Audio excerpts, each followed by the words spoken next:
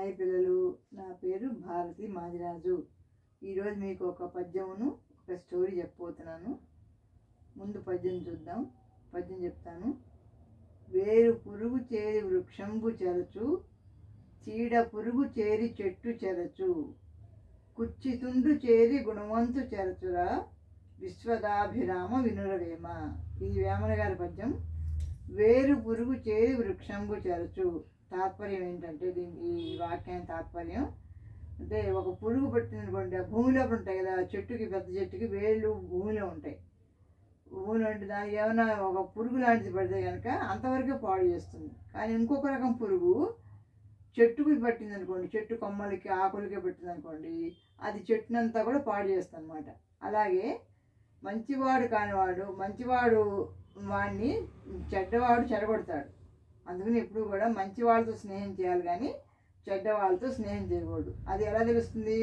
పెద్దవాళ్ళు చెప్తారు, అమ్మ నాన్న వాళ్ళు ఉంటారు కదా, వాళ్ళు చెప్తారు, ఫలానా వాడు మంచివాడు కాదురా, వాడితో నువ్వు స్నేహం చేయకు అని చెప్తారు అనమాట. అది తర్వాత విశ్వదాభిరామ వినురవేమ. వేమన గారి 4వ వాక్యంలో ప్రతి పద్యంలో ఉంటుంది కదా, అదనమాట. వేరు పురుగు చేరి వృక్షంబు చెరచు, చీడ పురుగు చేరి చెట్టు చెరచు, కుచ్చితుండు చేరి గుణవంతు చెరచురా, విశ్వదాభిరామ వినురవేమ. అది. తర్వాత కథలోకి వస్తే, ఈ కథ పేరు ఒక నక్క 2 తాబేళ్ళు. సరే, ఒక చెరువులో 2 తాబేళ్ళు చాలా స్నేహంగా ఉంటూ ఉన్నాయి అన్నమాట. ఉంటే ఓ రోజు ఆ 2 కూడా ఆడుకుంటూ నీళ్ళలో ఉంటాయి. తాబేళ్ళు ఎప్పుడు కూడా నీళ్ళలో ఉంటాయి. ఆ 2 ఆడుకుంటుంటే ఎదురుగుండా గట్టు మీద, చెరువు గట్టు మీద ఒక పూల చెట్టు కనిపిస్తుంది. ఆ చెట్టు చాలా పూలు పూస్తామన్నమాట, చాలా బాగుంటుంది చూడటానికి. 2 తాబేళ్ళు అనుకుంటే, మనం ఒక పందెం వేసుకుందాం, మనం ముందుగా ఎవరు ఈదుకుంటూ నీళ్ళలోంచి వెళ్ళి ఆ చెట్టు దగ్గరికి వెళ్ళి మళ్ళీ ఈ ఒడ్డుకు వచ్చేస్తారో వాడి గెలిచినట్టు అని అనుకుంటాయి. సరే, 2 కలిసి ఈదుకుంటూ గబగబా వెళ్తాయి అనమాట. వెళ్తే అందులో ఒక తాబేలు ముందుగా ఆ గట్టుకు వెళ్ళి చెట్టు దగ్గరికి వెళ్ళి అది చూసేసి మళ్ళీ యువతల గట్టుకు వచ్చేస్తుంది. ఇంకో తాబేలో వెనకాలే వస్తుంది అనమాట.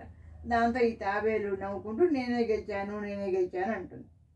సరే, ఆ 2 అది అయిపోయిన తర్వాత గట్టు ఎక్కుతాయి, చెరువు గట్టు మీద ఎక్కుతాయి అనమాట. నీళ్ళలో కాక గట్టు మీద ఎక్కి ఆ 2 ఆడుకుంటూ ఉంటాయి. ఇంతలోకి ఆ దారిలోకి ఒక నక్క వస్తుంది. నక్కని ఎప్పుడు కూడా జిత్తుల మారి నక్క అంటారు, అంటే దాని చాలా తెలివైందనమాట నక్క.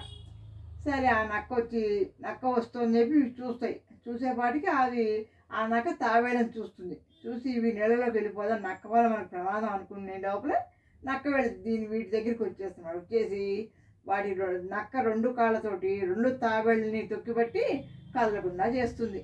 చేసేవాటికి వీటికి భయం వేస్తుంది, బాబోయ్ మన నక్క మనల్ని చంపేస్తుందని చెప్పి ఏం చేస్తాయి, తాబేళ్ళకి పైన డొప్పలా ఉంటుంది, గట్టిగా ఉంటుంది, ఇములాగా గట్టిగా ఉండమాట, ఒక డిప్పలాగా ఉంటుంది. అందుకని ఆ 2 కూడా వాడి కాళ్ళని తలకాయ అన్నీ కూడా ఆ దప్పలో దాచేసుకుని ముడుచుకుని ఉంటాయి అన్నమాట. ముడుచుకుపోయేటప్పటికి నక్క అంటుంది, నాకు చాలా ఆకలిస్తుంది, మిమ్మల్ని నేను తినాలి, మీరేమో ఇంత గట్టిగా ఉన్నారు, మిమ్మల్ని నేను ఎలా తినాలి అంటుంది. అంటే ఈ తాబేళ్ళు తెలివిగా ఆలోచించి, నక్కబావ మేము చాలా గట్టిగా ఉన్నాం కాబట్టి మమ్మల్ని కాసేపు నీళ్ళలో నానబెడితే అప్పుడు నానతాము, మెత్తపడతాము, అప్పుడు నువ్వు తిందువు కానీ అంటుంది.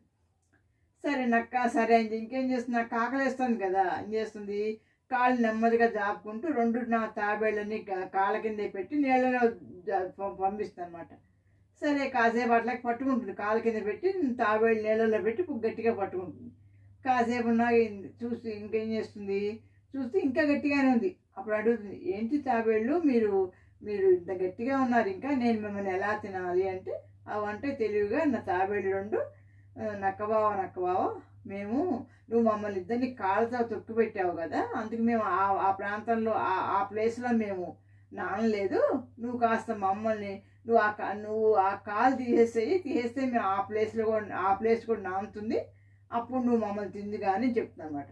చెప్పేపాటికి ఇంకా ఏం చేస్తుంది, చేసేదేం లేక ఆకలేస్తుంది కదా అని చెప్పేసి అని నెమ్మదిగా వదులుతుంది. వదిలేపాటికి 2 తాబేళ్ళు తెలివిగా ఆలోచించి నీళ్ళలోకి జారిపోతాయి. తాబేళ్ళకి నీళ్ళలో చాలా బలం ఎక్కువ.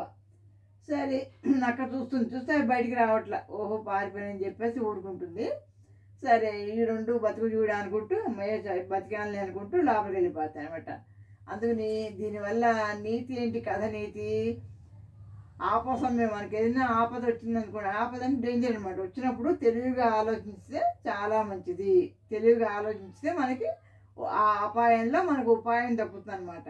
అది ఈ కథలోని నీతి. ఆపద సమయంలో తెలివిగా ఆలోచించడం చాలా మంచిది. అదమ్మా, అదండి అది. సరే, టాటా, బాయ్ బాయ్.